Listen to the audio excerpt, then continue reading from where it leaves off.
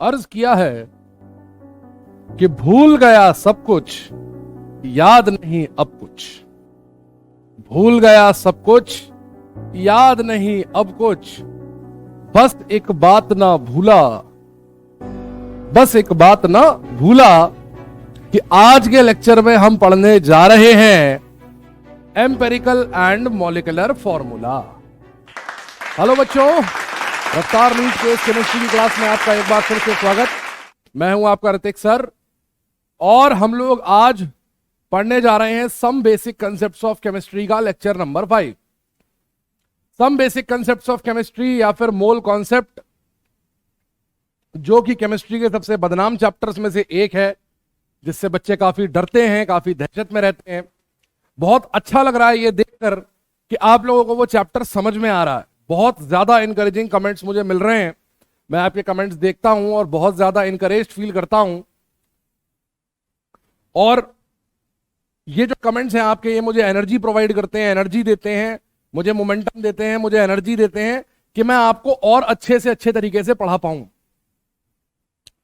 काफी बच्चे बड़े खुश हैं और काफी बच्चे बार बार ये बोल रहे हैं कि सर मोल कॉन्सेप्ट को आपने एकदम हलवा कर दिया, सर मोल कॉन्सेप्ट हमें बिल्कुल समझ में आ गया, सर कॉन्सेप्ट की एकदम फील आ गई। बहुत अच्छी बात है बच्चों, ये अभी शुरुआत है, ये अभी शुरुआत है। हम बहुत सारी ऐसी चीजें सीखने वाले हैं जिससे आपको फील तो आएगी ही आएगी, साथ में मजा भी आएगा। क्वेश्चंस बड़ी आसानी के साथ बनेंगे और आप बहुत आसानी के साथ क्वेश्चंस को कर पाएंगे। ठीक है, एक और बहुत बड़ा जो इश्यू आ रहा है, जो एक बहुत बड़ा सवाल बच्चे कर रहे हैं, जो बहुत बड़ा कमेंट्स में बोल रहे हैं कि सर हम प्रैक्टिस कहां से करें, सर हम प्रैक्टिस कहां से करें। तो प्रैक्टिस के लिए आप कोई भी चीज यूज कर सकते हैं। इट इज नॉट नेसेसरी कि आपको कोई एक स्पेशल किताब या कोई एक स्पेशल चीज यूज करनी है। Whatever book you can get, NEET की जो किताब आपको मिल जाए, किसी भी ऑथर की किताब हो, XYZ बहुत सारे ऑथर्स की बुक्स आती हैं मार्केट में, तो जो किताब आपको मिल जाए, जो किताब आप अवेलेबिलिटी जिसकी आपके एरिया में हो, वो किताब आप उठा लें। PW के मॉड्यूल्स अगर आपके पास हैं तो वो आप यूज करें, या किसी और कोचिंग के मॉड्यूल्स आपके पास हैं जहां पर आप पढ़ रहे हैं, जहां पर कहीं आपका कोई जान पहचान वाला, कोई यार दोस्त, कोई भाई बंधु रिश्तेदार कोई पढ़ा हो, उसके मॉड्यूल्स अगर आपके पास हैं तो आप कुछ भी सॉल्व कर सकते हैं। जरूरत बस इस बात की है कि सॉल्विंग लगातार करते रहें। मैं भी यहां पर आपके साथ बहुत अच्छे अच्छे क्वेश्चन सॉल्व कर रहा हूं, मैं भी आपको बहुत बढ़िया क्वेश्चन करवा रहा हूं, और जितना ज्यादा आप क्वेश्चन करेंगे उतना ज्यादा आपका जो कॉन्सेप्ट है वो निखरेगा। जितना क्वेश्चंस आप करेंगे उतना कॉन्सेप्ट निखर के आएगा, और जितना कॉन्सेप्ट निखर के आएगा उतना ही आपको रिजल्ट मिलने के चांसेस बढ़ेंगे। कारण कि पेपर में भले ही एक क्वेश्चन आए, पेपर में भले ही एक क्वेश्चन आए, लेकिन उस एक क्वेश्चन के लिए हमें इतना ज्यादा शिकंजा कस देना है कि वो क्वेश्चन हमारी पकड़ से बाहर निकल के ही ना जा पाए। हम इतने तरह के और इतने सारे क्वेश्चन कर लेंगे कि हमारी रीच से उस क्वेश्चन से रिलेटेड कॉन्सेप्ट हिले ही ना। भाई अगर आप उसैन बोल्ट को देखें तो उसैन बोल्ट कितना सेकंड दौड़ता है? 9 सेकंड। उसैन बोल्ट कितना सेकंड दौड़ता है? 100 मीटर के लिए 9 सेकंड में रेस पूरी कर देता है। 9 साढ़े 9 सेकंड में उसैन बोल्ट जीत गया। लेकिन उस 9 साढ़े 9 सेकंड के लिए उसने जो 14 15 20 साल प्रैक्टिस करी है, वो प्रैक्टिस उसके पीछे है। तो ऐसे ही जो वो 3 घंटे का पेपर होने वाला है, और 3 घंटे के पेपर में जो पेपर तुम सॉल्व करने वाले हो, उस 3 घंटे के लिए जो मेहनत है ना, वो अभी से लगानी पड़ेगी। और वो मेहनत जितनी ज्यादा होगी, प्रैक्टिस जितनी ज्यादा होगी, आपकी स्पीड, आपकी एक्यूरेसी, आपका स्ट्राइक रेट उतना बढ़ेगा, मार्क्स बढ़ेंगे, और उतने ही अच्छे कॉलेज में आप पहुंचेंगे। जिन कॉलेजेस के बारे में आप केवल सुनते हैं, जिन कॉलेजेस का आपने नाम सुना है, जिन कॉलेजेस में जाने का सपना आप देखते हैं, उस सपने को पूरा करने का केवल और केवल एक ही तरीका है, और वो तरीका है मेहनत करना, प्रैक्टिस करना। तो आज के लेक्चर को हम इसी नोट पर शुरू करेंगे, और आज बात करेंगे हम एम्पेरिकल फॉर्मूला और मॉलिक्यूलर फॉर्मूला की। ठीक है बच्चों, हम लोग बहुत सारे क्वेश्चंस कर चुके हैं, और कल के लेक्चर तक हम लोग परसेंटेज कंपोजिशन को डील कर चुके थे। कल जो लेक्चर हुआ था उसमें हम लोगों ने परसेंटेज कंपोजिशन को डील कर लिया था। ठीक है ना? तो आज हम लोग उसी परसेंटेज कंपोजिशन को यूज करते हुए एक नया कॉन्सेप्ट पढ़ने जा रहे हैं, जिसे हम एम्पेरिकल फॉर्मूला कहते हैं और मॉलिक्यूलर फॉर्मूला कहते हैं। ठीक है ना? तो बच्चों सबसे पहले तो बात करते हैं हम लोग कि एम्पेरिकल फॉर्मूला और मॉलिक्यूलर फॉर्मूला का लफड़ा है क्या, चक्कर क्या है, ये क्या कहानी है एम्पेरिकल फॉर्मूला और मॉलिक्यूलर फॉर्मूला की। देखो बच्चों, केमिस्ट्री में क्या होता है, जब हम किसी कंपाउंड को रिप्रेजेंट करते हैं, जब हम किसी कंपाउंड को रिप्रेजेंट करते हैं तो we represent that compound by a specific formula. That formula shows us कि उस कंपाउंड के अंदर कौन कौन से एलिमेंट्स मौजूद हैं. उसे हम कंपाउंड का कहते हैं केमिकल फॉर्मूला. क्या कहते हैं? Chemical formula.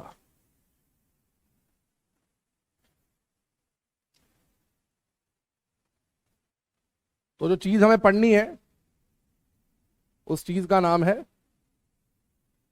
Chemical formula. What is chemical formula? What is chemical formula? Chemical formula is the formula which represents, और मैं कहूं shows, any chemical compound. एक ऐसा फॉर्मूला जो किसी भी केमिकल कंपाउंड को शो करता है, उसको रिप्रेजेंट करता है, उसे हम उसका केमिकल फॉर्मूला कहते हैं बच्चों. ठीक है ना? अब केमिकल फॉर्मूला ये दो तरह के होते हैं. These are of two types. कौन कौन से हैं वो दो प्रकार? पहला होता है बच्चों मॉलिक्यूलर फॉर्मूला.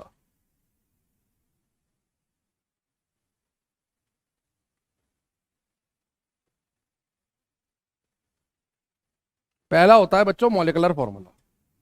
मॉलिक्यूलर फॉर्मूला क्या होता है? मॉलिक्यूलर फॉर्मूला क्या होता है? मॉलिक्यूलर फॉर्मूला क्या होता है बच्चों? मॉलिक्यूलर फॉर्मूला होता है इट शोज, ये फॉर्मूला वो होता है the exact number of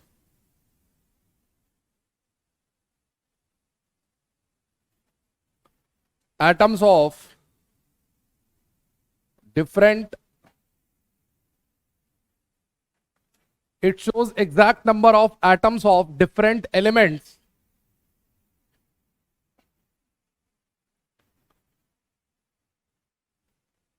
present in a compound. Present in a compound.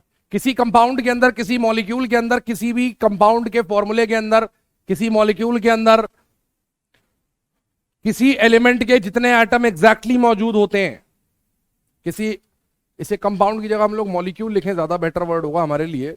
In a molecule, किसी मॉलिक्यूल में डिफरेंट डिफरेंट एलिमेंट्स के जितने एटम होते हैं, these are called as what?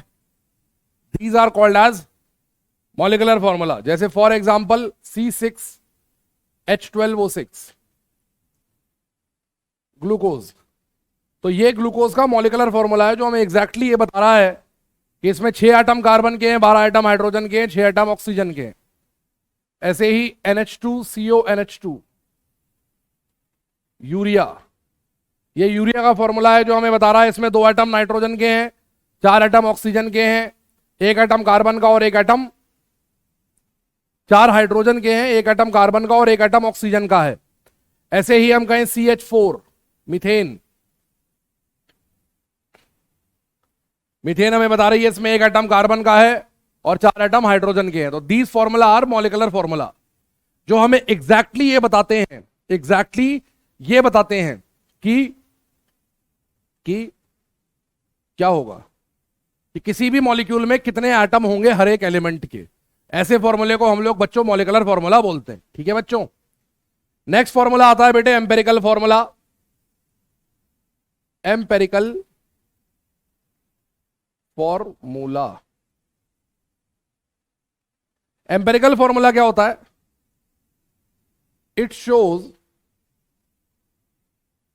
The simplest ratio of, it shows the simplest ratio of atoms of different elements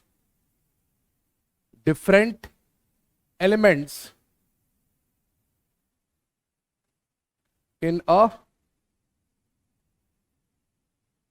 molecule. ठीक है बच्चों? Different element जितने मौजूद होते हैं उनका रेशो निकालता है ये फॉर्मूला। क्या निकालता है? रेशो। फॉर एग्जाम्पल C6H12O6 ये ग्लूकोज है। अब इसमें carbon is to hydrogen is to oxygen 6:12:6 या फिर सिंपलेस्ट रेशो होगा 1:2:1। तो इसका जो एम्पेरिकल फॉर्मूला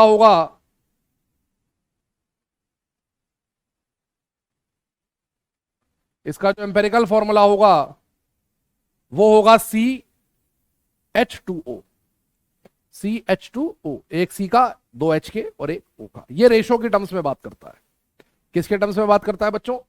ये बात करता है रेशो के टर्म्स में, ठीक है ना? ये बात करता है रेशो के टर्म्स में। अब बच्चों देखो है क्या, इसको ऐसे समझ लो, जैसे अगर मैं तुमसे कहूं कि चाय बनानी है, तो चाय बनाने के लिए क्या करना होता है? तुम जाके पूछो अपनी मम्मी से, मम्मी चाय बनाती है, चाय कैसे बनाते हैं? मम्मी बोलेंगे कप में पानी लेना, उस पानी को रखना गैस पे, गैस जला देना, फिर जितना पानी लिया उतना दूध डालना। ध्यान से सुनना मेरी बातों को, जितना पानी लिया है उतना दूध डालना, है ना? जितना पानी लिया है उतना ही दूध डालना। जितना कप पानी लिया था उतना कप दूध डाल दो, जितना कप पानी लिया था उतनी चम्मच चीनी डाल दो, और जितनी चम्मच चीनी डाली है उतनी ही पत्ती डाल दो, चाय बन जाएगी। जितना कप पानी लिया था उतना ही कप दूध डाल दो, जितना कप पानी लिया था उतनी चम्मच चीनी डाल दो, और जितनी चम्मच चीनी डाली है उतनी चम्मच पत्ती डाल दो, चाय बन जाएगी। ये एम्पेरिकल मेथड है चाय बनाने का। ये तुम्हें दूध, चीनी, पत्ती और चाय का रेशो बता रहा है 1:1:1:1। एम्पेरिकल मेथड है ना ये। जितना पानी उतना दूध, उतने चम्मच चीनी, उतनी चम्मच पत्ती, सिंपल 1:1:1:1। लेकिन अगर मैं तुमसे कहूं कि 2 कप चाय बनानी है तो तुम बोलोगे 2 कप पानी लो, 2 कप दूध डालो, 2 चम्मच चीनी, 2 चम्मच पत्ती। तो ये 2 कप के लिए मेथड है केवल। तो 2 कप चाय का एग्जैक्ट मेथड है ये कि 2 चम्मच चीनी, 2 चम्मच पत्ती, 2 कप चाय के लिए 2 कप पानी, 2 कप दूध। तो ये हो गया मॉलिक्यूलर फॉर्मूला, बिल्कुल एग्जैक्ट बताया। और एम्पेरिकल फॉर्मूला इसने केवल हमें एक रेशो बता दिया, एक मोटा मोटी आइडिया दे दिया कि जितने कप पानी उतने कप दूध, उतने ही चम्मच चीनी, उतने ही चम्मच पत्ती, सिंपल। एक बात। दूसरी बात, ये जो बात मैंने बोली जितने कप पानी उतने कप दूध, उतने चम्मच चीनी, उतने चम्मच पत्ती, ये तो 2 कप के लिए भी लगेगी, 3 के लिए भी लगेगी, 4 के लिए भी लगेगी, 5 के लिए भी लगेगी, हाँ या ना भाई? जितने कप पानी उतने कप दूध, उतने चम्मच चीनी, उतने चम्मच पत्ती, ये तो मैं कितने भी कप के लिए लगा सकता हूं ना। इसका मतलब यहां से मुझे क्या बात समझ में आती है? मुझे यह समझ में आती है कि मॉलिक्यूलर फॉर्मूला जो होता है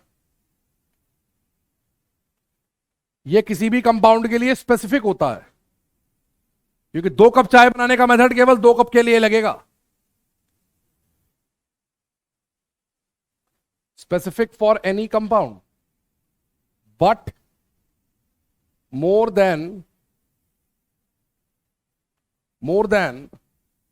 1 compound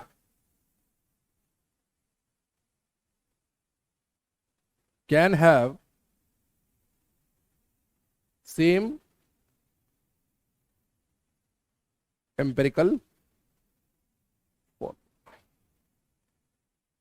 एक से ज्यादा कंपाउंड्स के मॉलिक्यूल का एम्पेरिकल फॉर्मूला सेम हो सकता है। For example HCHO, formaldehyde, CH3COOH, acetic acid और ग्लूकोज, इसका एम्पेरिकल फॉर्मूला भी CH2O है,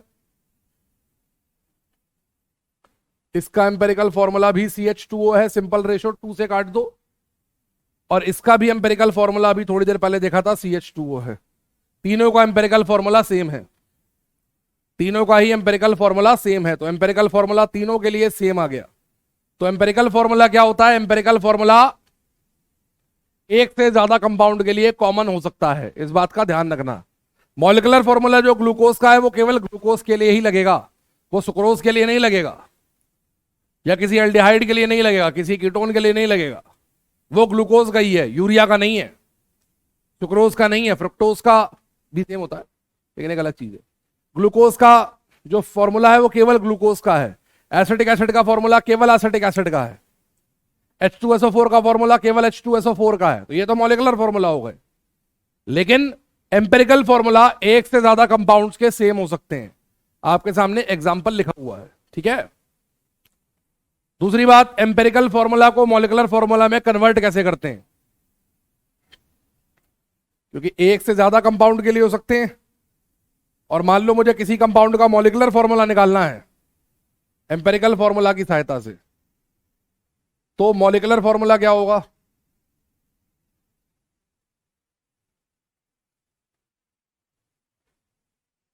मॉलिक्यूलर फॉर्मूला क्या होगा? मॉलिक्यूलर फॉर्मूला होता है empirical formula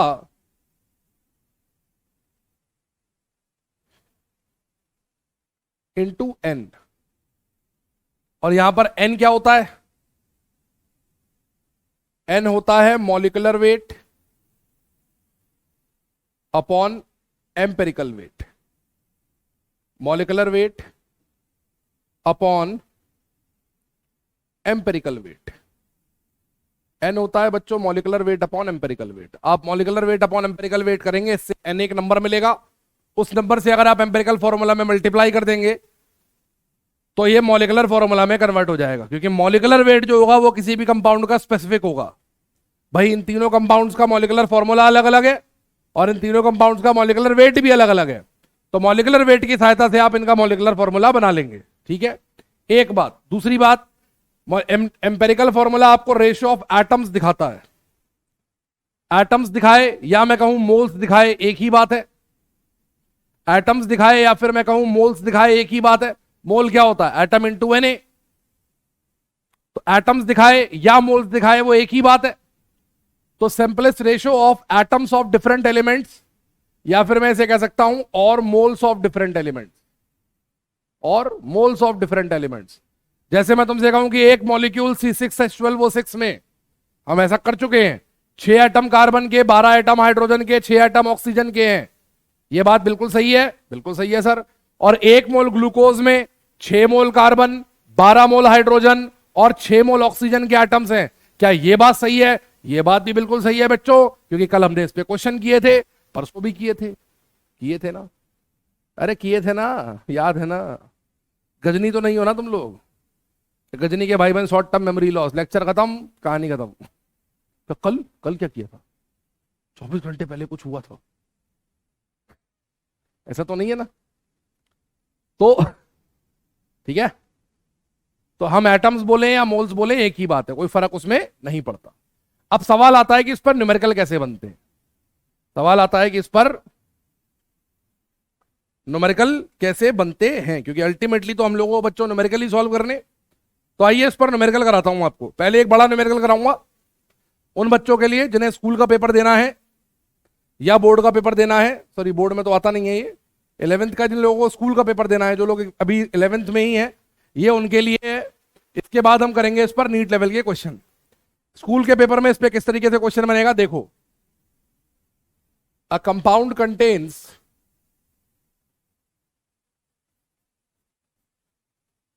A compound contains 20% carbon, 6.67% hydrogen, 26.67% oxygen, and rest nitrogen by weight. By weight. Find out empirical formula and molecular formula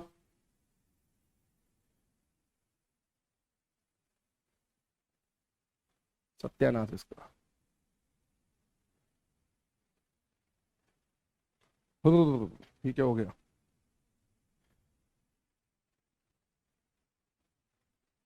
Of the compound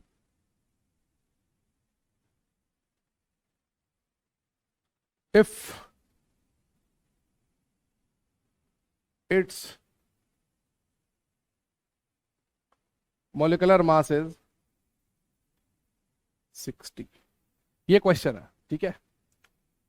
आपको 4 elements के बारे में दे रखा है उसने, मास परसेंट दिया है आपको, कार्बन की दे रखी है 20%, हाइड्रोजन की दे रखी है 6.67%, ऑक्सीजन की दे रखी है 26.67%, और कह रहा है कि बाकी है कार्बन, सॉरी बाकी है नाइट्रोजन।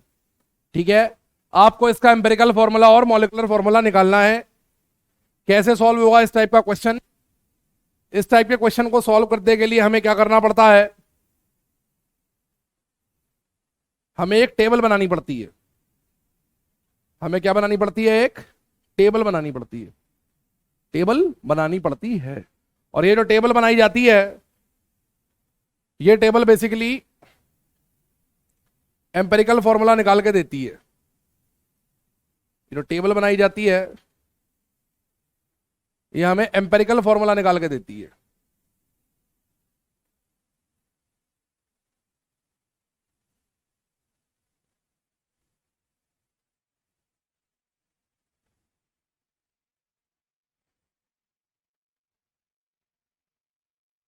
टेबल बन गई ज्यादा बड़ी, इतना यूज था नहीं, हमें चाहिए ड्राइंग रूम की टेबल, हमने बना दी डाइनिंग टेबल। कोई बात नहीं, उतने हिस्से को ऐसे ही छोड़ देते हैं, वो हिस्सा बेकार है हमारे लिए, उसको यूज नहीं करते।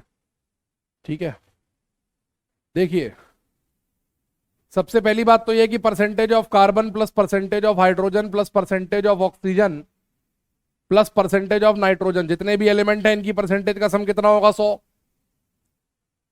तो यहां से पहले हम निकालेंगे परसेंटेज ऑफ नाइट्रोजन, वो आएगा 100 minus percentage of carbon percentage of hydrogen plus percentage of oxygen. ये सबसे पहला काम है जो करना है। 100 माइनस वैल्यूज पुट कीजिए, ये आएगा निकल के 46 पॉइंट। सब कुछ इसको सॉल्व करेंगे, सब कुछ सॉल्व करने के बाद जो अल्टीमेटली निकल के आएगा that will come out be 46.66%। 46.66% ये आ गया नाइट्रोजन का परसेंटेज निकल के। और कौन सा परसेंटेज है ये? वेट परसेंटेज या फिर मास परसेंटेज। तो एलिमेंट का वेट परसेंटेज। ठीक है, आपको एम्पेरिकल फॉर्मूला की डेफिनेशन याद दिला दूं। एम्पेरिकल फॉर्मूला वो फॉर्मूला होता है जो किसी भी एलिमेंट में मौजूद एटम्स का सिंपलेस्ट एटॉमिक रेशो या मोलर रेशो बताता है। एटॉमिक रेशो या मोलर रेशो बताता है। एटॉमिक रेशो या मोलर रेशो बताएगा जो सिंपलेस्ट, वही फॉर्मूला कहलाएगा एम्पेरिकल फॉर्मूला। तो वेट परसेंट मोलर रेशो के लिए सबसे पहले इसे मोल परसेंट में कन्वर्ट करेंगे। मोल परसेंट होता है wait percent over atomic mass. Wait percent over atomic mass, इसमें कन्वर्ट कर लिया। और फाइनली निकालेंगे बच्चों सिंपल रेशो। ये सिंपल रेशो क्या है? ये simple ratio, what is this simple ratio? अभी देखते हैं क्या है। एलिमेंट है मेरे पास 4 CHON, ये 4 एलिमेंट है। ठीक है, सबसे पहले इनका वेट परसेंट लिस्ट कर लो। 20%, 6.67, 26.67, 46.66, 46.66। ये इनका हमने वेट परसेंट क्या कर दिया? लिस्ट कर दिया, लिस्ट याद दिया इसको। अब लिस्ट करने के बाद क्या करेंगे? वेट परसेंट तो लिस्ट हो गया बच्चों। वेट परसेंट लिस्ट करने के बाद निकालेंगे बच्चों इसका मोल परसेंट। क्या निकालेंगे? मोल परसेंट। मोल परसेंट कैसे निकलेगा? Wait percent of each element, wait percent of each element upon its molecular mass. Wait percent of each element upon its molecular mass निकालो बच्चों। 20/12 1.66 आएगा। 6.67 अपॉन 1, ये 6.67 ही आएगा। 26.67 अपॉन 16 ऑक्सीजन का एटॉमिक मास होता है कितना? 16। यह आएगा 1.66 और यह आएगा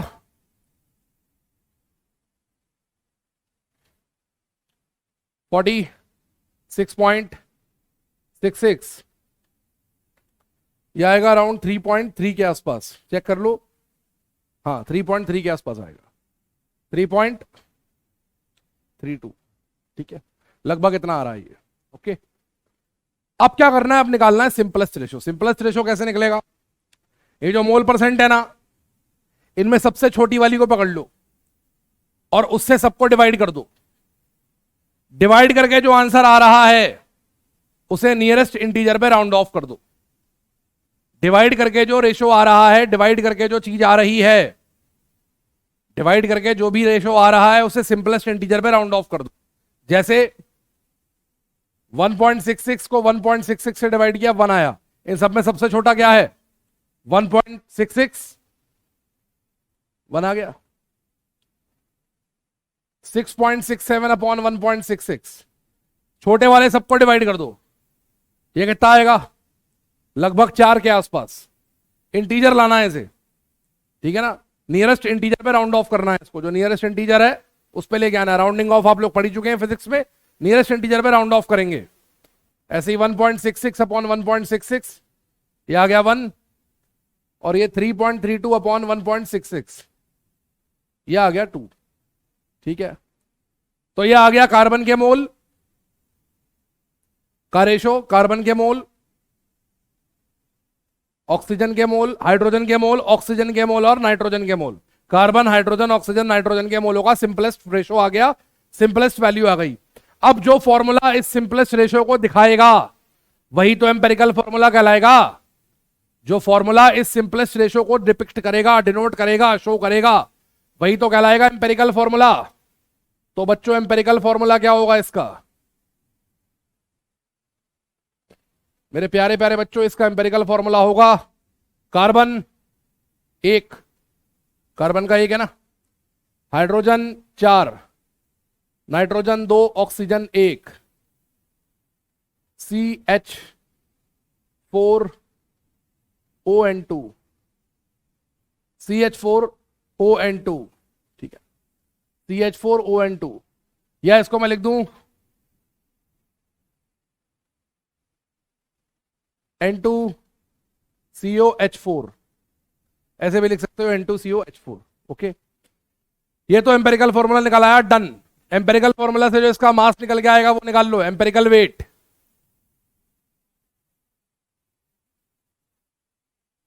एम्पेरिकल वेट क्या आएगा बच्चों?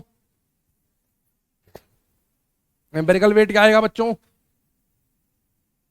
14 इंटू 2 प्लस 12 प्लस 16, ऑक्सीजन का लिख दिया, प्लस 4 इंटू 1, यह आएगा निकल के बच्चों 60। एम्पेरिकल वेट आ गया बच्चों निकल के 60। इज इट क्लियर बच्चों? बहुत बढ़िया। मॉलिक्यूलर वेट कितना दिया है अब हमें? वो भी दिया है 60। एन निकाल लो, molecular weight upon empirical weight, 60 upon 60, 1।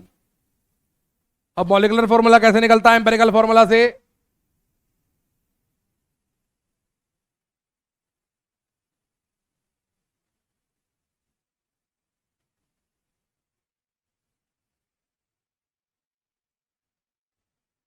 Into N, ठीक है।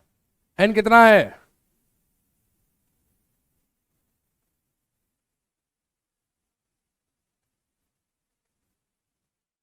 वन। तो यही इसका एम्पेरिकल फॉर्मूला भी होगा।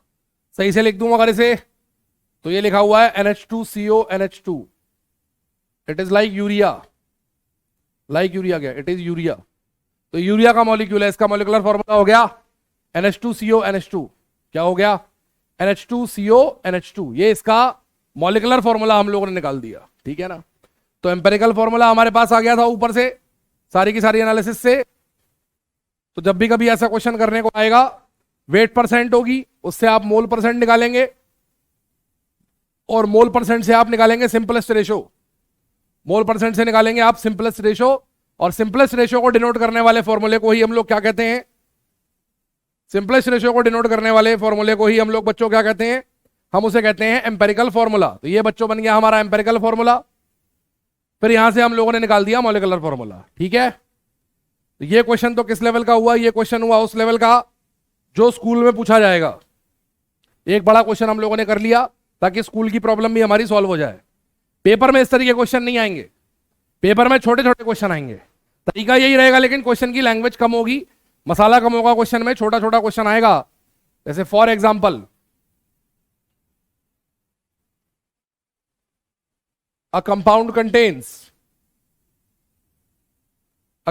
contains 1.5 into 10 to the power 21 atoms of phosphorus and 37.5 into 10 to the power 20 atoms of oxygen.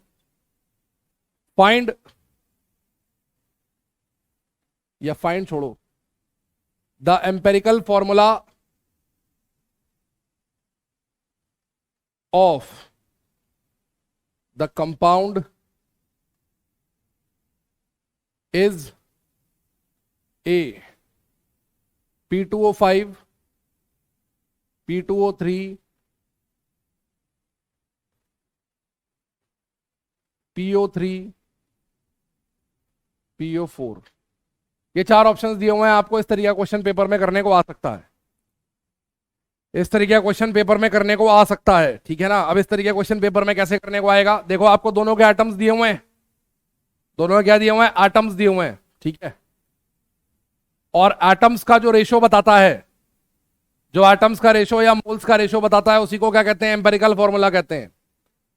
वो फॉर्मूला जो एटम्स और मोल्स के सिंपलेस्ट रेशो को डिनोट करता है, एटम्स और मोल्स के सिंपलेस्ट रेशो को डिनोट करता है, वो क्या कहलाता है, एम्पेरिकल फॉर्मूला कहलाता है। क्या कहलाता है, एम्पेरिकल फॉर्मूला कहलाता है।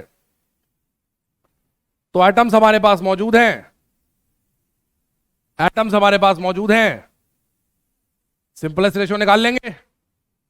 एटम्स हमारे पास मौजूद हैं, क्या निकाल लेंगे हम लोग, सिंपलेस्ट रेशो। तो एलिमेंट, फिर वही टेबल बनेगी, लेकिन इस बार छोटी सी बनेगी, क्योंकि इस बार आपको परसेंटेज परसेंटेज का गेम नहीं खेलना। इस बार आपको परसेंटेज सीधे सीधे दे रखी है। एलिमेंट,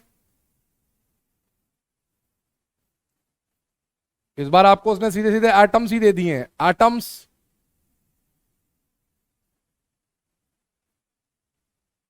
और सिंपल रेशो। कई बच्चे कहेंगे सर इसमें आपने मोल क्यों नहीं निकाले, मोल सिंपल रेशो तो हम लोग मोल्स का लेते हैं, सिंपल रेशो तो हम लोग मोल्स का लेते हैं। तो बच्चों आप मोल्स निकालते, मोल्स निकालते, लेटस से आप लोग बच्चों मोल्स निकालते, मोल्स ऑफ फॉस्फोरस होते atoms of phosphorus upon Na। ऐसे आप ऑक्सीजन के मोल्स निकालते, atoms of oxygen upon Na।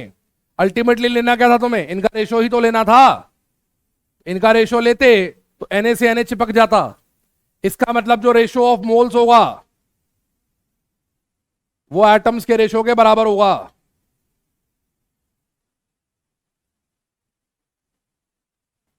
जो रेशो ऑफ मोल्स होगा वो एटम्स के रेशो के बराबर होगा। बात समझ में आई या नहीं आई। जो रेशो ऑफ मोल्स होगा वो एटम्स के रेशो के बराबर होगा। तो चाहे मोल्स का रेशो ले लो चाहे एटम्स का रेशो ले लो, बात तो एक ही है ना। तो हम क्यों जबरदस्ती इन्हें मोल में कन्वर्ट करके अपनी हेडेक बढ़ाएं, सीधे एटम्स में सॉल्व करते हैं ना बच्चों। एलिमेंट है फास्फोरस, सत्य, एलिमेंट है फास्फोरस, यह है ऑक्सीजन। एटम्स दिए हैं 1.5 10 to the power 21, 37.5 10 to the power 20। कैसे निकालते थे रेशो, सबसे छोटे वाली वैल्यू से दोनों को डिवाइड कर दो। छोटी वाली कौन सी है, ऑक्सीजन की, इससे कर दो डिवाइड, यह आएगा 5/2, 5/2 सॉरी 2/5, उल्टा लिख दिया, ये बनेगा 15/37.5, 2/5, ठीक है बच्चों। और ये तो बनाने वाला है, थोड़ा नीचे कर दो इसे यार।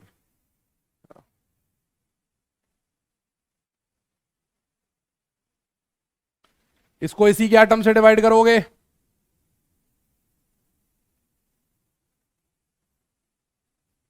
ये तो बनाने ही वाला है, सिंपल हो गया है ना बच्चों। अब क्या बचा, लिख दो फॉर्मूला। क्या होगा एम्पेरिकल फॉर्मूला,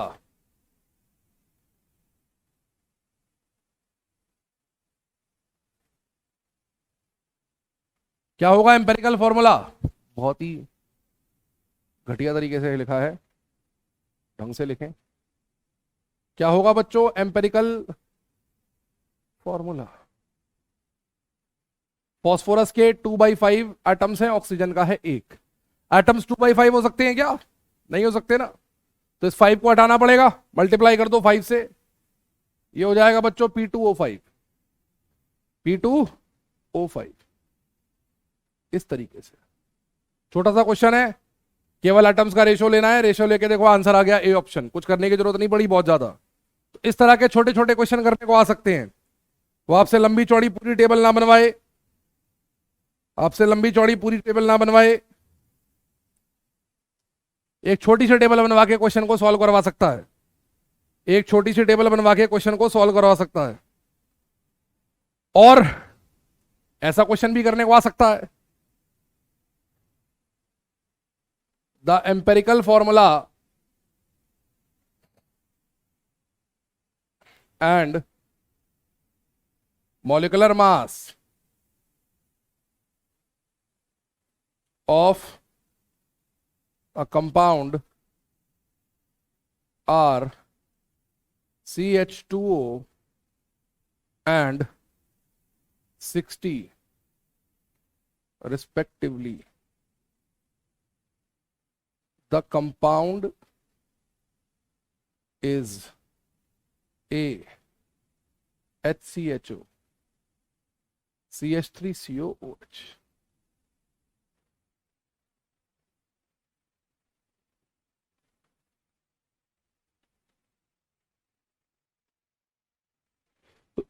ऐसा क्वेश्चन करने को तब मिलता है जब मम्मी ने जो दही चीनी खिलाई हो उसमें चीनी बहुत ज्यादा डाली हो।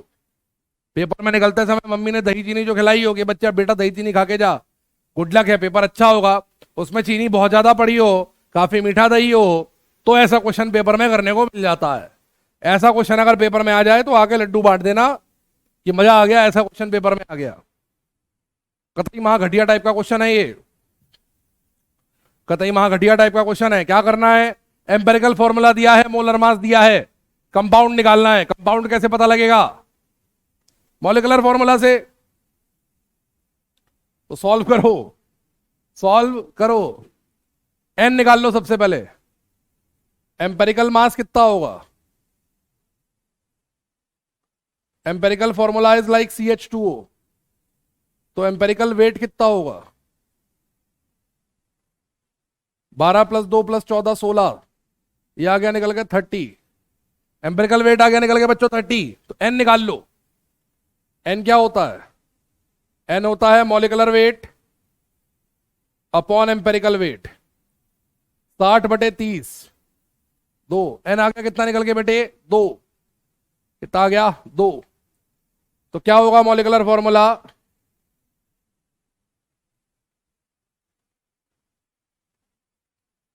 CH2O × 2 C2H4O2। इसको तबीयत से अरेंज करेंगे, तमीज से, तो ये बन जाएगा CH3COOH। अरेंज करना नहीं आए तो जिसमें 2 कार्बन है वो तुम्हारा आंसर है। इसमें 1 कार्बन है, इसमें 2 कार्बन है, इसमें 6 कार्बन है, इसमें 4 कार्बन है। क्या होगा सही आंसर? 2 कार्बन वाला भाई। CH3COOH is the answer. CH3COOH is the answer. ऐसा क्वेश्चन भी पेपर में आ सकता है। नसीब अगर आपका बहुत ही अच्छा है, बहुत जोरों पर है नसीब, तो ऐसा क्वेश्चन भी पेपर में आ सकता है। एम्पेरिकल फॉर्मूला और मॉलिक्यूलर फॉर्मूला पर बनने वाला एक और मजेदार प्रश्न है। इसी कंसेप्ट पर एक बहुत मजेदार प्रश्न और बनता है, वो ये होता है। इसी कॉन्सेप्ट पर एक और मजेदार प्रश्न बनता है, वो ये होता है, which compound has same mass % of carbon as CH3COOH। किस कंपाउंड में मास % ऑफ कार्बन उतनी ही होगी जितनी की CH3O में है? CH2O, C2H5OH,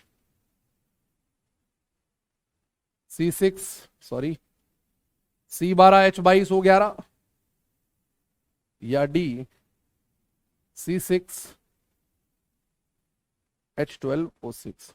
मल्टीपल चॉइस है पेपर में, हालांकि मोर देन 1 आते नहीं है, लेकिन अपन एक मल्टीपल चॉइस ले रहे हैं एक कॉन्सेप्ट को समझाने के लिए। अब ऐसा क्वेश्चन आ गया करने को, कि which compound has same mass percent of carbon as CH3COOH, which compound has same mass percent of CH3COOH। क्या करेंगे इस क्वेश्चन को देख के? सर धुआं निकल जाएगा, और क्या करेंगे? क्या होगा सबसे पहला रिएक्शन? सर धुआं निकल जाएगा, क्योंकि सबसे पहले इसमें कार्बन की मास परसेंट निकालनी पड़ेगी, और कार्बन की मास परसेंट निकालने में ऐसी तैसी हो जाएगी। फिर कार्बन की मास परसेंट को यहां पर चेक करना, कार्बन की मास परसेंट को यहां पर चेक करना अपने आप में एक काम है। इसको चेक करेंगे, फिर आंसर आएगा, कम से कम 5 मिनट लगेंगे। मैं कहता हूं क्वेश्चन 30 सेकंड में सॉल्व हो सकता है। कैसे सॉल्व हो सकता है? हम बैठे हैं ना, हमारी ट्रिक से सॉल्व होगा। देखो रिट्रिक नंबर 2, क्या है रिट्रिक नंबर 2? प्योरली कॉमन सेंस पर बेस्ड ट्रिक है। क्या है? जिन कंपाउंडों का एम्पेरिकल फॉर्मूला सेम होता है, जिन कंपाउंडों का एम्पेरिकल फॉर्मूला सेम होता है, उन कंपाउंड में किसी भी एलिमेंट की मास परसेंट भी सेम होती है। जिन कंपाउंडों का एम्पेरिकल फॉर्मूला सेम होता है, उनकी मास परसेंट भी सेम होती है। अरे सिंपल सी बात है यार, ये देखो एम्पेरिकल फॉर्मूला सेम तो सिंपल रेशो सेम, हाँ। मोल परसेंट सेम, हाँ, तो मास परसेंट भी सेम। खत्म हो गया क्वेश्चन, खत्म हो गया क्वेश्चन। तो क्वेश्चन में वो कहीं नहीं कह रहा कि एम्पेरिकल फॉर्मूला लगाओ, वो तुमसे क्वेश्चन में कहीं नहीं कह रहा कि use the concept of empirical formula, but he is making you use the empirical formula वाला कॉन्सेप्ट। क्योंकि अगर तुम मास परसेंट के थ्रू गए तो धुआं निकल जाना है, तो सॉल्यूशन ऐसे कर लो, क्योंकि फिर तो बहुत टाइम लगेगा। एम्पेरिकल फॉर्मूला ऑफ CH3COOH इकट्ठा करके लिख लो, C2H4O2 या फिर CH2O। अब देख लो इनमें से जिस जिसका फॉर्मूला CH2O होगा वो तुम्हारा आंसर होगा। ए ऑप्शन है HCHO, इसका एम्पेरिकल फॉर्मूला CH2O होता है, तुम्हारा आंसर है। C2H5OH का एम्पेरिकल फॉर्मूला ये नहीं होता, इसका एम्पेरिकल फॉर्मूला होगा C2H6O। इकट्ठा करके लिख लो बस सारे को, ये भी तुम्हारा आंसर नहीं होगा, इसका एम्पेरिकल फॉर्मूला यही होगा C12H22O11। लास्ट बचाइए, 6 से काट दो, CH2O, ये भी तुम्हारा आंसर है। तो ए और डी आंसर होंगे। तो ऐसा क्वेश्चन कभी करने को आ जाए कि इस वाले कंपाउंड में जो कार्बन की मास परसेंट है या जो ऑक्सीजन की मास परसेंट है वो किस और कंपाउंड में होगी, तो ये नहीं मजदूरों की तरह मास परसेंट निकालने बैठ जाओ। याद रखना, डॉक्टर बनने आए हो, मजदूर बनने नहीं आए हो। डॉक्टर बनने आए हो, मजदूर बनने नहीं आए हो, इसलिए मजदूरी मत करना। मजदूरी से रखो दूरी, अकल लगाना है जरूरी। मजदूरी से रखो जरूरी, सॉरी, मजदूरी से रखो दूरी, अकल लगाना है जरूरी। और अकल तभी लगेगी जब कॉन्सेप्ट की समझ होगी तुम्हें पूरी। बन गई। अकल तभी लगेगी जब कॉन्सेप्ट की समझ होगी तुम्हें पूरी। तो कॉन्सेप्ट की समझ के लिए अपन ये ट्रिक लगाएंगे धड़ाक से, ठीक है ना। ट्रिक लगा देंगे प्यार से, क्वेश्चन बनेगा पूरी रफ्तार से, 10 सेकंड के अंदर क्वेश्चन निपट जाएगा। तो अगर ऐसा क्वेश्चन की लैंग्वेज कहीं दिख जाए तो इसका मतलब वो एम्पेरिकल फॉर्मूला का क्वेश्चन पूछ रहा है, वो तुमसे मास परसेंट नहीं निकलवाना चाह रहा है, वो तुमसे एम्पेरिकल फॉर्मूला के क्वेश्चन को पूछ रहा है, ठीक है ना। बस ये है कहानी। ये तो बात हुई हमारी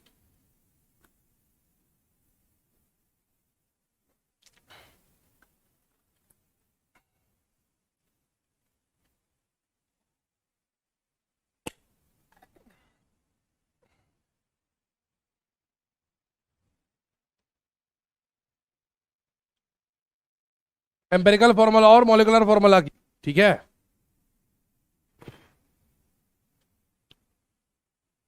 तो ये हम लोगों ने कर लिया एम्पेरिकल फॉर्मूला और मॉलिक्यूलर फॉर्मूला पर बेस्ड क्वेश्चन, डेफिनेशन, कैसे क्वेश्चंस आते हैं, बड़ा क्वेश्चन, छोटा क्वेश्चन, छुपा हुआ क्वेश्चन, हर तरह का क्वेश्चन हमने इस पर कर लिया।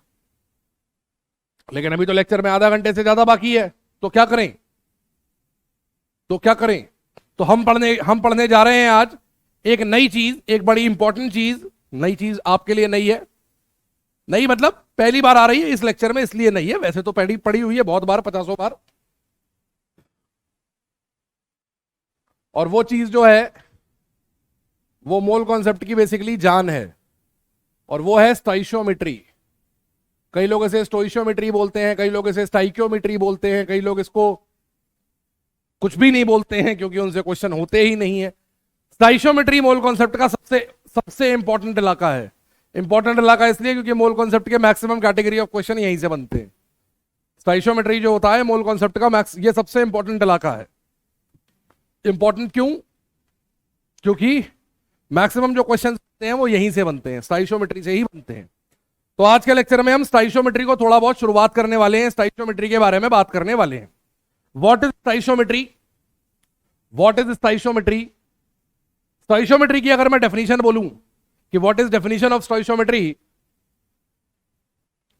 तो stoichiometry is basically calculations related to chemical reactions नहीं बोलूंगा, balanced chemical equation. Balanced chemical equation. सांसों की जरूरत है जैसे जिंदगी के लिए, सांसों की जरूरत है जैसे जिंदगी के लिए। मेरे को शायरी करने का बड़ा शौक है, होती नहीं मुझे अलग बात है ना। शायरी करने का बहुत शौक है, मुशायरों में जाने का, कवि सम्मेलनों में जाने का बहुत शौक है। मैं एक बार एक कवि सम्मेलन में पहुंच गया, वहां पर एक कवि महोदय खड़े हुए थे। कवि महोदय कविता पढ़ने लगे, बोले आज मैं अपनी नई कविता पढ़ूंगा। मेरी कविता का शीर्षक है मेरी माँ ने कुत्ता पाला। मेरी माँ ने कुत्ता पाला। कविता पढ़नी शुरू करी, बोले मेरी माँ ने कुत्ता पाला, मेरी माँ ने कुत्ता पाला। अर्ज किया है कि मेरी माँ ने कुत्ता पाला, मेरी माँ ने कुत्ता पाला। एक ऑडियंस में एक आदमी खड़ा हो गया, अगली बार वो बोले मेरी माँ ने कुत्ता पाला, वो आदमी जोर से चीखा, बोला और भौंकने के लिए उसे यहां छोड़ दिया।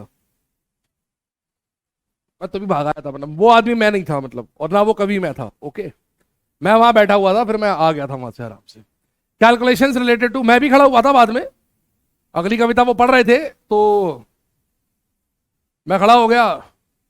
तो वो बोले क्या बात है, कोई समस्या है क्या आपको, मतलब कविता में कोई प्रॉब्लम है क्या? मैंने कहा नहीं नहीं, आप तो मेहमान हैं हमारे, आप हमारी कविता पढ़िए, आप अपनी कविता पूरी पढ़िए। मैं उस आदमी को ढूंढ रहा हूं जिसने आपका प्रोग्राम ऑर्गेनाइज करवाया है, जिसने बुलाया आपको, उससे बात करनी है मेरे को, उसकी कंबल कुटाई करेंगे। तो मैं कह रहा था कि सांसों की जरूरत है जैसे जिंदगी के लिए बैलेंस्ड केमिकल इक्वेशन चाहिए स्टोइशियोमेट्री के लिए। वाह वाह।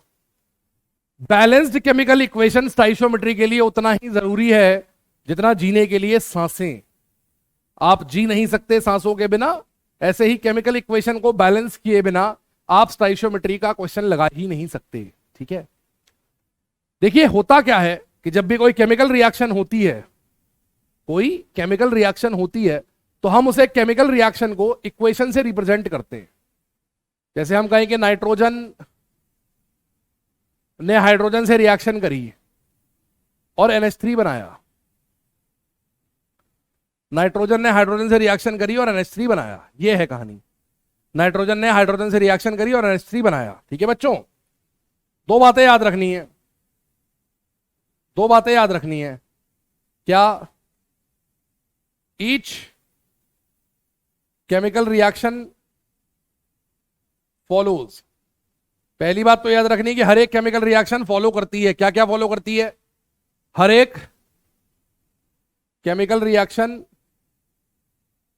फॉलो करती है क्या क्या?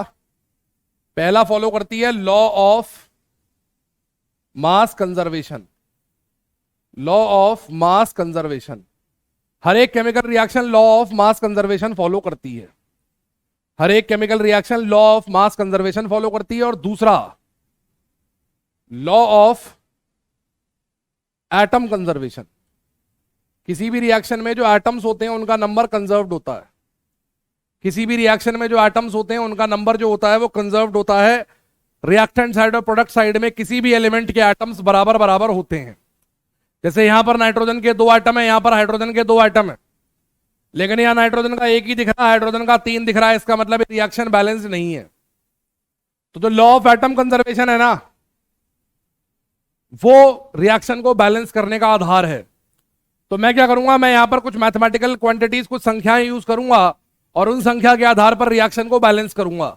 रिएक्शन को बैलेंस करूंगा तो रिएक्शन बन जाएगी N2 plus 3H2 gives 2NH3। अब आप देखें नाइट्रोजन के एटम यहां पर 2 हैं, यहां पर भी 2 हैं, हाइड्रोजन के 6 हैं, 2 3 6, यहां पर भी 6 हैं। इसका मतलब अभी ये रिएक्शन एक बैलेंस रिएक्शन है। अब एक रिएक्शन ये क्या है, ये एक बैलेंस रिएक्शन है। तो इस रिएक्शन को डिनोट करने वाला जो इक्वेशन है उसे हम लोग कहते हैं बैलेंस्ड केमिकल इक्वेशन।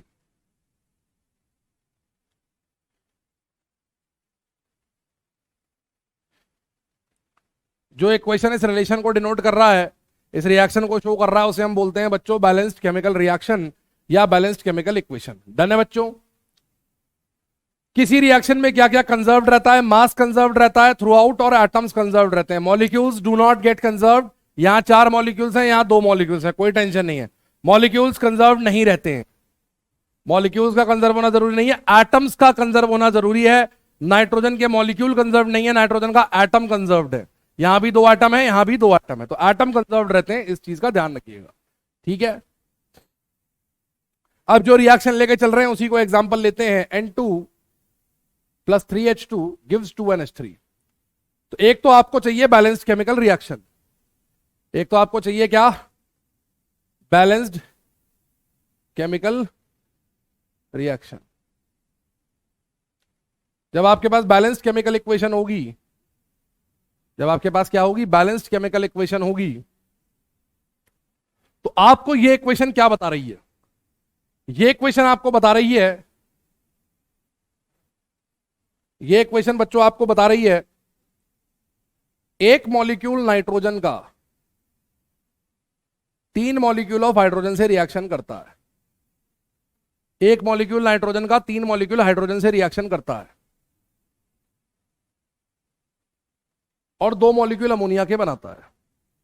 एक मॉलिक्यूल नाइट्रोजन का 3 मॉलिक्यूल ऑफ हाइड्रोजन से रिएक्शन करता है, 2 मॉलिक्यूल ऑफ अमोनिया के बनाता है। ये हमें रिएक्शन बता रही है। रिएक्शन इस तरीके से पढ़ी जाती है। ठीक है। कोई बोले नहीं, हम तो ये बोलेंगे कि 1 ग्राम नाइट्रोजन 3 ग्राम हाइड्रोजन से रिएक्शन करता है और 2 ग्राम अमोनिया बनाता है। मैं कहूंगा तुम गलत बोल रहे हो। क्यों गलत बोल रहे हो, मास कंजर्व नहीं है। यहां पर मास कितना है, 1 और 3 4 ग्राम, यहां पर कितना है 2 ग्राम, और मैंने अभी अभी लिखा था कि मास कंजर्वेशन का फॉलो होना कंपलसरी है। तो आप इसे सीधे सीधे सबसे पहले ये पढ़ेंगे कि एक मॉलिक्यूल 3 मॉलिक्यूल से रिएक्शन करता है, 2 मॉलिक्यूल बनाता है। ये सबसे बेसिक चीज है। ठीक है ना। लेकिन हम लोग मॉलिक्यूल से नहीं पढ़ रहे हैं, हम लोग पढ़ने वाले हैं मोल से। इस इक्वेशन में मल्टीप्लाई कर दो Na का, इस मल्टीप्लाई कर दो Na का,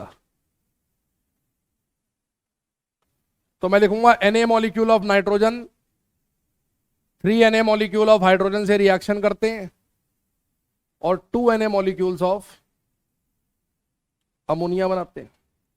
जिस महफिल में Na लोग उपस्थित होते हैं, Na जहां पर आ जाता है उसको हम 1 मोल लिख सकते हैं।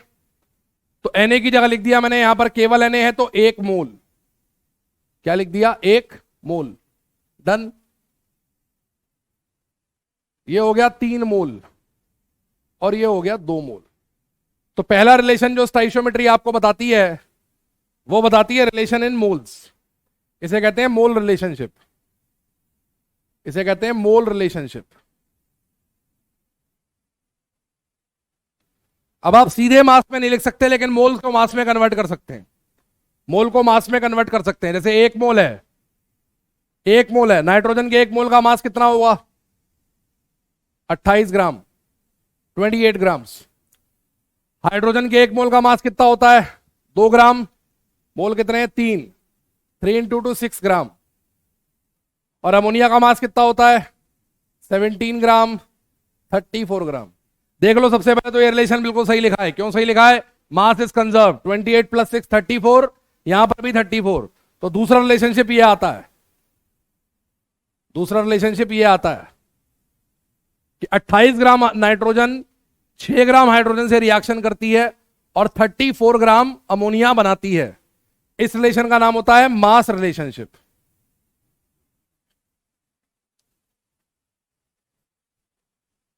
इसका नाम होता है मास रिलेशनशिप। ठीक है, इसे बोलते हैं बच्चों मास रिलेशनशिप। क्लियर है मेरी बात। अगर ये गैसेस हैं, अगर ये गैसेस हैं जो कि यहां पर दिख रही हैं हमें, तो गैसेस के लिए बच्चों पीवी बराबर होता है एनआरटी, पिछले लेक्चर में बताया था, वी बराबर एनआरटी बाई पी। अगर मैं टेम्परेचर और प्रेशर को कांस्टेंट मान लूं, जो कि इस चैप्टर में हमेशा मान के चलना है कि रिएक्शन का टेम्परेचर और प्रेशर कांस्टेंट है, तो क्या मैं आपसे कह सकता हूं कि V और N प्रोपोर्शनल है, वॉल्यूम और मोल प्रोपोर्शनल है। इसको बाद में मैं नाम दूंगा गेलुसाक लॉ ऑफ गैसियस वॉल्यूम्स। इस स्टेटमेंट को जो मैंने लिखा है ना, इसे गेलुसाक लॉ ऑफ गैसियस वॉल्यूम्स कहते हैं।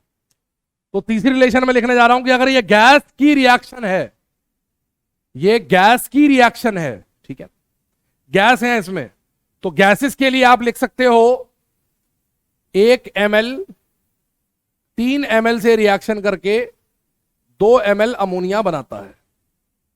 1 ml nitrogen is reacting with 3 ml hydrogen and making 2 ml ammonia.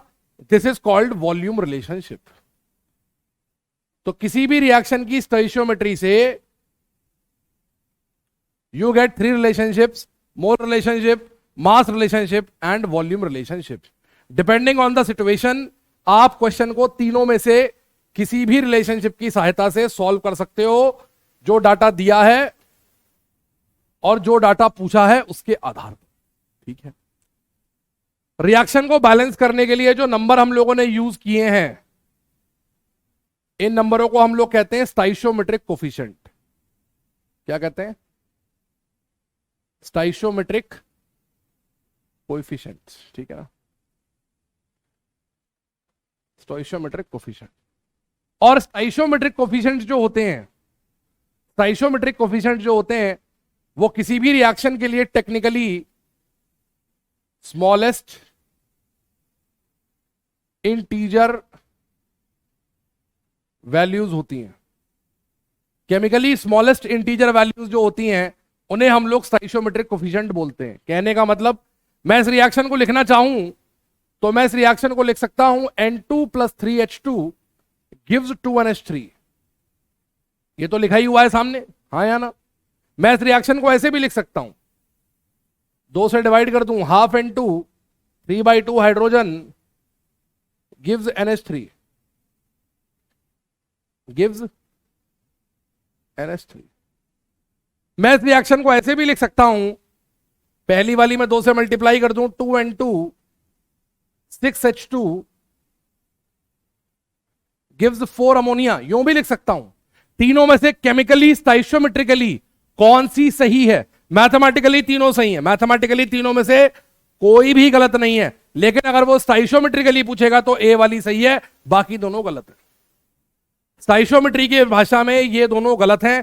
स्टाइशियोमेट्री की लैंग्वेज में स्मॉलेस्ट पॉसिबल इंटीजर होने चाहिए, स्मॉलेस्ट पॉसिबल इंटीजर होने चाहिए। Stoichiometric coefficients of any reactant और any product must be in the integer value and their smallest possible integer value.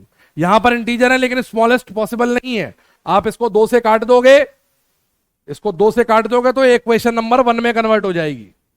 तो these are not the smallest possible values, okay.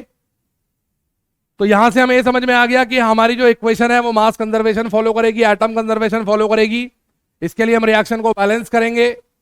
Balance reaction के जो coefficient होंगे उन्हें स्टाइशियोमेट्रिक coefficient बोला जाएगा। जैसे यहां नाइट्रोजन का कोफिशिएंट कितना है? 1 है, जो नहीं दिख रहा है वो फिर 1 है ना।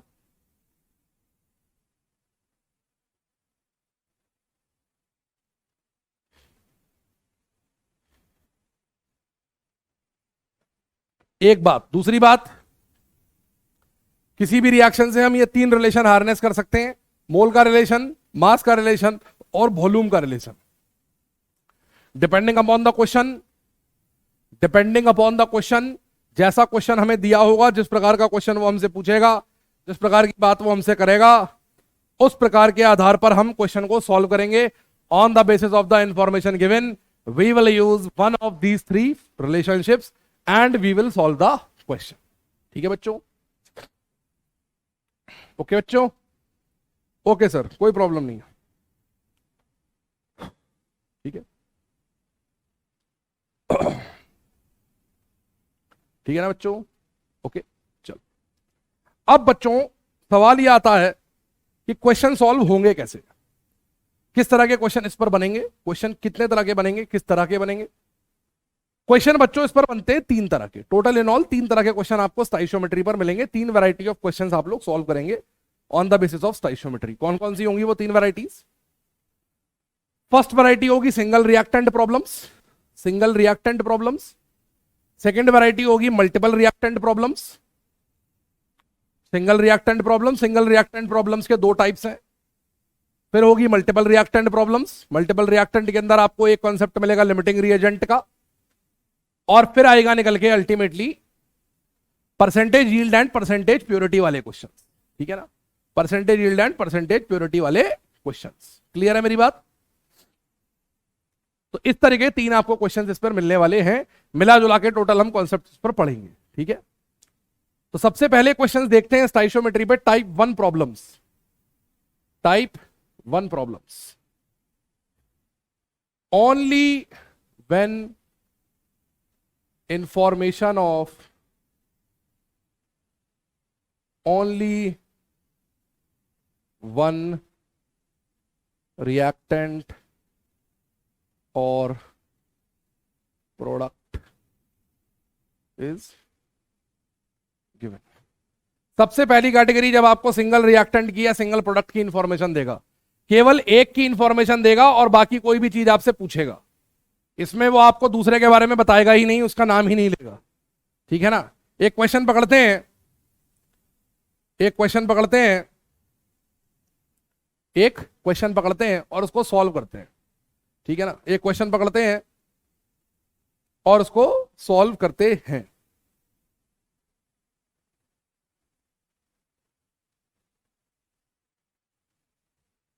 इनफैक्ट पहले एक थ्योरेटिकल क्वेश्चन लेते हैं।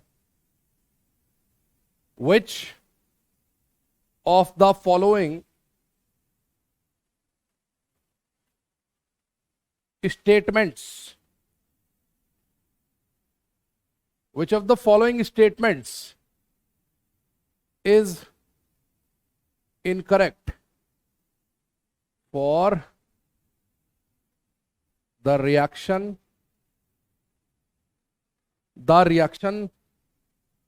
which of the following statements incorrect for the reaction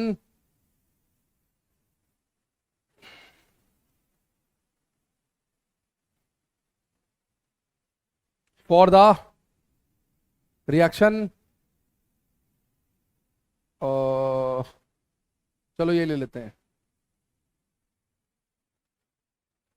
इनमें से कौन सा गलत है, इनमें से कौन सा गलत है। ये रिएक्शन इनमें से पूछ रहा है आपसे कौन सा गलत है। पहला, 1 mole H2 will generate 2/3 mole ammonia, 2/3 mole ammonia. B, 1 mole nitrogen will generate 2 mole ammonia. C, 1 molecule of nitrogen,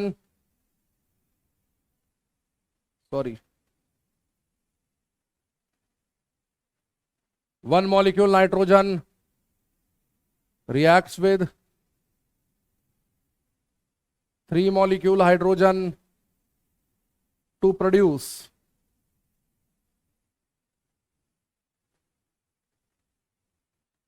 2 molecule ammonia.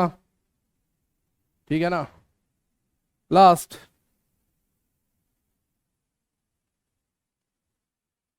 3 mole hydrogen on reaction generate 17 gram ammonia.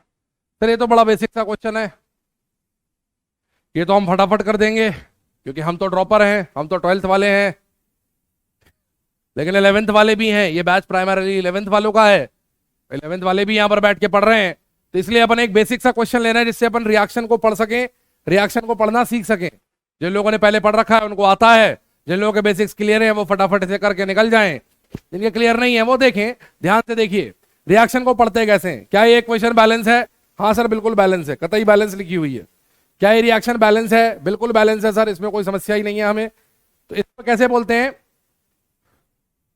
इसे बोलूंगा मैं कि 1 मोल अमोनिया 1 मोल नाइट्रोजन से बनेगा 2 mole ammonia. ये 3 लाइनें है ना, 3 लाइनों का मतलब है विल क्रिएट या will produce. Will produce 2 mole ammonia. 1 mole nitrogen से बनेगा 2 मोल अमोनिया। 1 मोल नाइट्रोजन से बनेगा 2 मोल अमोनिया। डन है। 1 मोल नाइट्रोजन रिएक्शन में अगर आएगी तो यहां से बना के देगी 2 मोल अमोनिया।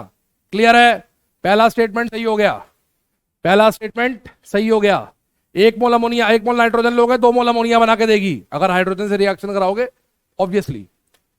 अगर 3 मोल रिएक्शन में लेके चल रहे हो हाइड्रोजन, तो 3 मोल रिएक्शन का मतलब ये देगी तुम्हें 2 मोल अमोनिया। और अगर 1 मोल हाइड्रोजन लेके चल रहे हो तो वो तुम्हें देगी 2/3 मोल अमोनिया। स्टेटमेंट नंबर 1, 1 मोल से 2/3 मोल अमोनिया बनेगी। डन है? कोई प्रॉब्लम? कोई प्रॉब्लम नहीं। कोई प्रॉब्लम? कोई प्रॉब्लम नहीं। 1 मॉलिक्यूल नाइट्रोजन का 3 मॉलिक्यूल हाइड्रोजन से रिएक्ट करता है, 2 मॉलिक्यूल अमोनिया के बनाता है। ये तो बताया ही था, शुरुआत ही इससे करी थी, तो ये तो डेफिनेशन ही है बेसिकली। ये भी ठीक हो गया। अब आया डी ऑप्शन। डी ऑप्शन कह रहा है 3 मोल अमोनिया, सॉरी 3 मोल नाइट्रोजन बनाता है 2 मोल अमोनिया। हाइड्रोजन के तो 3 ही मोल है, हाइड्रोजन के तो 3 ही मोल है। अमोनिया का वेट निकाल लो 17 ग्राम, ये हो गया 34 ग्राम अमोनिया। 3 मोल बनाता है 34 ग्राम अमोनिया। 3 मोल बनाता है 34 ग्राम अमोनिया। ठीक है? यहां ऑप्शन में दिया है 17 ग्राम, तो गलत हो गया ना? हो गया ना गलत, इसलिए डी ऑप्शन गलत है। तो रिएक्शन का पढ़ने का तरीका, 1 मोल नाइट्रोजन बनाएगा 2 मोल अमोनिया, 3 मोल हाइड्रोजन बनाएगा 2 मोल अमोनिया।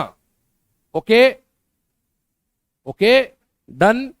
ये हो गया एक थ्योरेटिकल क्वेश्चन स्टोइकियोमेट्री के ऊपर। अब करते हैं इसके ऊपर regular problems. Type 1, in Haber process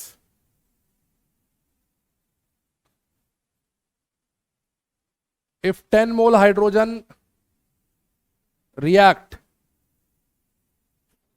in Haber process, if 10 mole hydrogen react,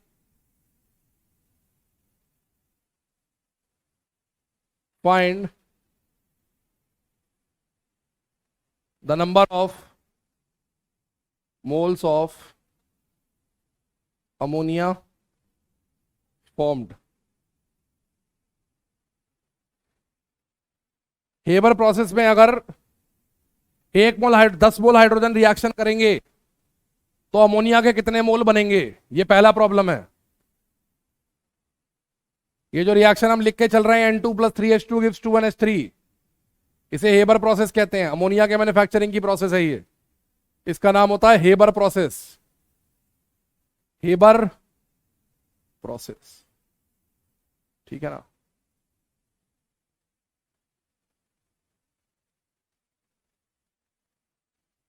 इसका नाम होता है हेबर प्रोसेस। क्या नाम होता है इसका? Haber process. ओके ओके, ठीक है ठीक है, पक्की बात पक्की बात। करने के तरीके हैं दो। कह रहा है 10 मोल अमोनिया रिएक्शन कर रहे हैं, 10 मोल अमोनिया रिएक्शन कर रहे हैं, 10 मोल अमोनिया रिएक्शन कर रहे हैं, ठीक है ना? ठीक है, तो कितने मोल? 10 मोल हाइड्रोजन के रिएक्शन कर रहे हैं, 10 मोल हाइड्रोजन के रिएक्शन कर रहे हैं, सॉरी, कितने मोल अमोनिया बनेगा? स्लिप ऑफ टंग हो गया है ना? 10 मोल हाइड्रोजन से कितने मोल अमोनिया बनेगा? दो तरीके हैं करने के, दो तरीके हैं करने के। तरीका नंबर 1, तरीका नंबर 1 बेसिक स्टोइकियोमेट्री का तरीका। तरीका नंबर 1 यानी कि आम जिंदगी, ये है आम जिंदगी, ये है आम जिंदगी। मेथड 1 आम जिंदगी, बुढ़ापे वाला तरीका जो बचपन से करते आ रहे हैं, जो हमेशा किया है, जो हमेशा किया है। हमेशा क्या किया है बेटा? 3 मोल अमोनिया, 3 मोल हाइड्रोजन से 2 मोल अमोनिया बनती है। हाँ अम्मा बनती है। 1 मोल से 2/3 मोल बनेगी। हाँ बिल्कुल बनेगी अम्मा। तो क्या 10 मोल से 20/3 मोल बनेगी? बिल्कुल बनेगी अम्मा, आंसर आ गया बेटा, हाँ आ गया। एक तरीका तो यह है जो बुढ़ापे वाला तरीका है, बचपन से यही करते आ रहे हैं आप लोग। 3 मोल हाइड्रोजन से 2 मोल अमोनिया बनी, यूनिटरी मेथड का प्रयोग किया और 10 मोल से बना दिया 20/3 मोल अमोनिया। एक तरीका तो ये है, आसान है, आसान है। मैं और आसान कर देता हूं। आम जिंदगी, पहले मैं बहुत परेशान था, मैं बेसिक बेसिक मेथड से क्वेश्चन सॉल्व किया करता था, स्टाइशियोमेट्री के क्वेश्चंस मुझसे सॉल्व ही नहीं होते थे क्योंकि मैं क्वेश्चन कर ही नहीं पाता था। फिर मुझे फिजिक्स वाला के रफ्तार बैच में ऋतिक सर से पढ़ने का मौका मिला। उन्होंने इतना बम मारा ट्रिक का, इतना बम मारा, इतना बम मारा कि अब साला स्टाइशियोमेट्री धुआं धुआं हो गया। ट्रिक बताता हूं मजेदार, तुमसे कहा था मैंने अगले लेक्चर में निकलेगा मजेदार माल, तो ट्रिक बताता हूं। ट्रिक नंबर कौन सी होगी? तीसरी होगी, चौथी?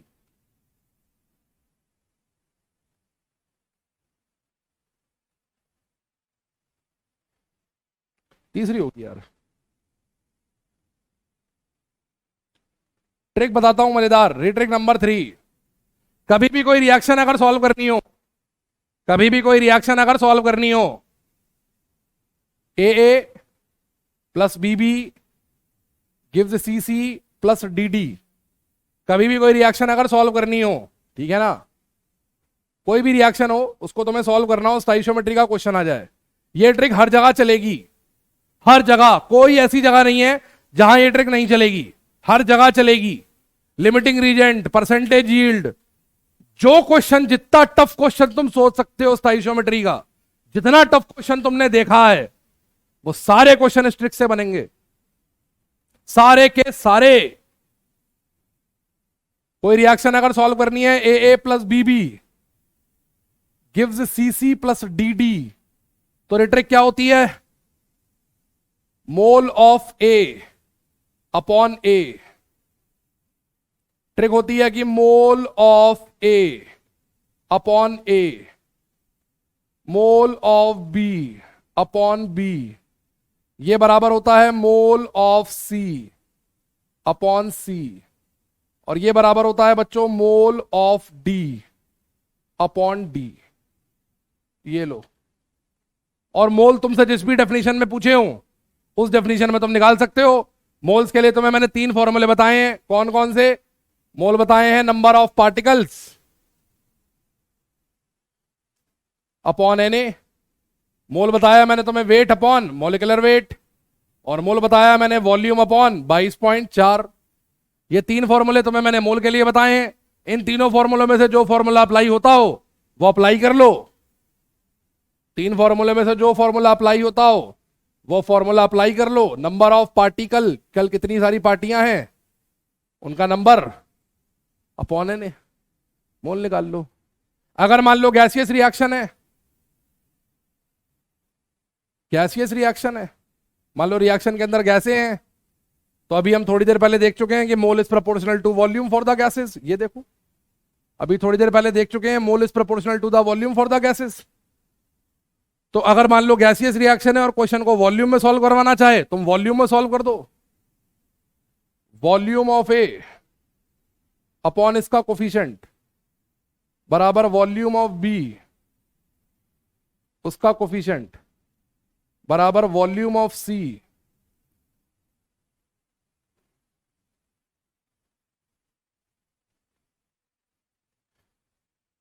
ठीक है ना। यूनिटरी मेथड का चाकू जब स्टाइशियोमेट्री के पत्थर पर पड़ता था, यूनिटरी मेथड का चाकू जब स्टाइशियोमेट्री के पत्थर पर पड़ता था तो क्वेश्चन कट नहीं पाता था, तुम्हारा कट जाता था। लेकिन इस ट्रिक का चाकू जब स्टाइशियोमेट्री के पत्थर पर पड़ेगा तो पत्थर मक्खन बन जाएगा। क्या बन जाएगा? मक्खन। पत्थर नहीं रहा, मक्खन हो गया। ये देखो, अब ये पत्थर नहीं रहा, अब ये हो गया मक्खन। कैसे मक्खन? क्या लिखा मैंने? N2 + 3H2 gives 2NH3। क्या पूछा है उसने तुमसे? क्या दिया है? हाइड्रोजन के मोल। क्या पूछा है? अमोनिया के मोल। बराबर कर दो मोल ऑफ हाइड्रोजन बटे 3, मोल ऑफ अमोनिया बटे 2, एन अमोनिया बटे 2। लो, एक लाइन में आंसर ले लो। कैसा लगा? अच्छा लगा? मजा आया? अरे आया कि नहीं आया? मजा आया तो लिखो जय भद्रकाली। मजा आया तो कमेंट बॉक्स में लिखो जय भद्रकाली। अगर इस ट्रिक में मजा आया तो कमेंट बॉक्स में लिखिए जय भद्रकाली। ठीक है, जय भद्रकाली। एक क्वेश्चन लीजिए, एक और क्वेश्चन लीजिए, बड़ा प्यारा प्रश्न है ये भी। How much oxygen will react with 9 gram aluminium to produce Al2O3 as per reaction 2Al 3/2O2 4Al 3O2 2Al2O3। कितनी ऑक्सीजन 9 ग्राम एल्यूमिनियम से रिएक्शन करेगी? ऑप्शन दिए हैं ए 8 ग्राम, 16 ग्राम, 32 ग्राम, 64 ग्राम। ये क्वेश्चन पूछा है उसने आपसे, ये क्वेश्चन उसने आपसे पूछा है। ठीक है ना? इसका आंसर आप लोग मुझे बताएंगे कमेंट बॉक्स में। इसका आंसर आप लोग मुझे बताएंगे कमेंट बॉक्स में। कमेंट बॉक्स में कमेंट करेंगे इसके आंसर के साथ, ऑप्शन के साथ आप लिखेंगे अपना आंसर, और फिर हम नेक्स्ट क्लास में इसका आंसर डिस्कस करेंगे क्या आ रहा है। तो ये आंसर आप लोग मुझे बताएंगे। एक क्वेश्चन और दे रहा हूं आपको होमवर्क के लिए, एक क्वेश्चन बड़ा प्यारा सा मैं आपको और दे रहा हूं होमवर्क के लिए। If 8 gram oxygen reacts with SO2 as per reaction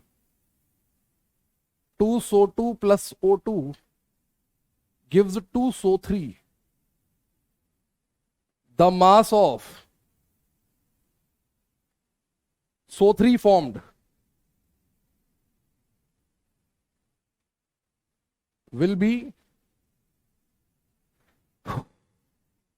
A 20 ग्राम, 40 ग्राम, 60 ग्राम, 80 ग्राम। देख लो, एक ही रिएक्टेंट का डाटा इस क्वेश्चन में दिया है, एक ही रिएक्टेंट का डाटा दिया है और एक ही के बारे में पूछ रहा है। एल्यूमिनियम का दिया है, ऑक्सीजन के बारे में पूछ रहा है।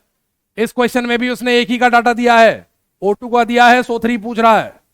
O2 का दिया है, SO3 पूछ रहा है। हमारी कैटेगरी का क्वेश्चन है, ये भी आप लोग सॉल्व करेंगे। इन दोनों क्वेश्चनों के आंसर आप मुझे बताएंगे कमेंट बॉक्स के अंदर, कमेंट बॉक्स के अंदर। और अब मैं आपको दिखाता हूं इस ट्रिक का जादू। अब मैं आपको दिखाता हूं इस ट्रिक का जादू।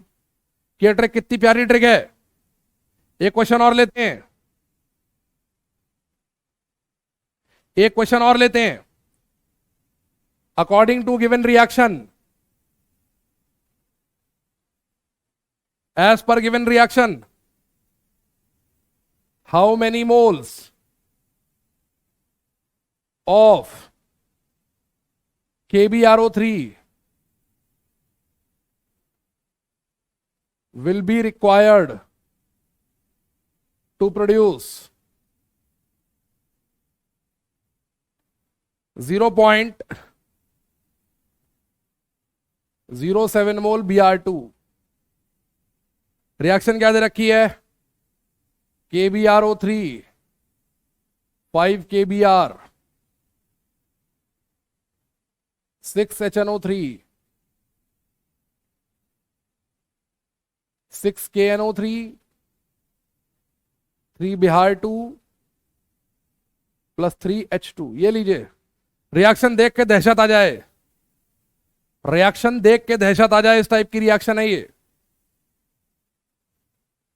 रिएक्शन देख के दहशत आ जाए, इस टाइप की रिएक्शन है। और हमारी ट्रिक से देखिए क्या फटाफट सॉल्व होगी। KbRO3 के मोल पूछे Br2 के लिए, सिंगल इंफॉर्मेशन दी है। KbRO3 के मोल पूछे Br2 के लिए, लगाइए ट्रिक फटाफट, दे दनादन और लीजिए एक लाइन में आंसर। मैं ये नहीं कह रहा यूनिटरी मेथड खराब है, मैं ये नहीं कह रहा कि आप यूनिटरी मेथड नहीं लगाएं, नहीं लगा सकते या ना लगाएं। अगर आपको यूनिटरी मेथड में कॉन्फिडेंस है, यूनिटरी मेथड ही लगाएं।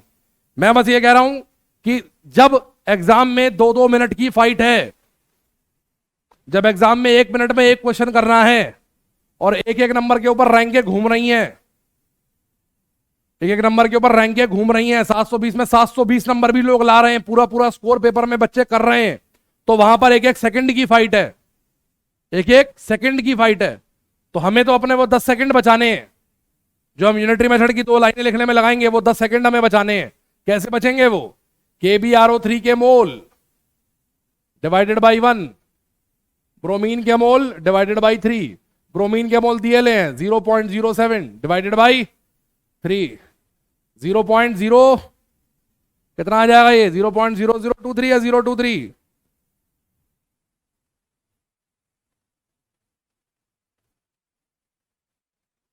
ये आंसर आएगा निकल के 0.023 मोल। ये लो आ गया, सॉल्व हो गया, सिंपल आ गया ना, एक लाइन में देखो निकल आया। अब तुम यूनिटरी मेथड लगाते, लिखते, सॉल्व करते, इसकी जगह अपने ट्रिक से कर दिया। एक और करेंगे, आज की क्लास का आखिरी क्वेश्चन, क्लास को बंद करेंगे इसके बाद। आज की क्लास का आखिरी question,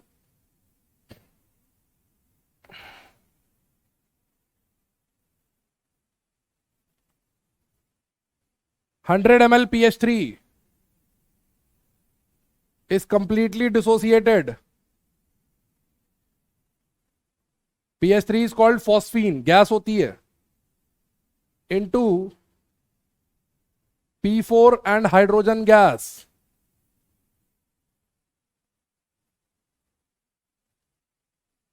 The volume after reaction A